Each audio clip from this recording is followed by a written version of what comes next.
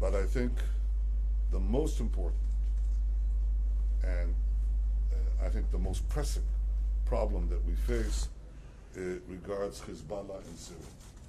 The UN was mandated to prevent Hezbollah weapons shipments, but effectively it is not reported, in my knowledge, even one of the tens of thousands of weapon smuggling into Lebanon for Hezbollah, contrary to Resolution 1701.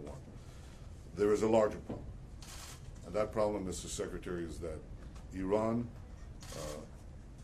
is busy turning Syria into a base of military entrenchment, and it wants to use Syria and Lebanon as war fronts against its declared goal to eradicate Israel. It is also building sites to produce precision-guided missiles towards that end in both Syria and in Lebanon.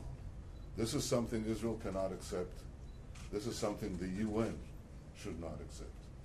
And I intend to speak to you at great length about this and other tasks that I believe are important for the maintenance of peace and security in the world.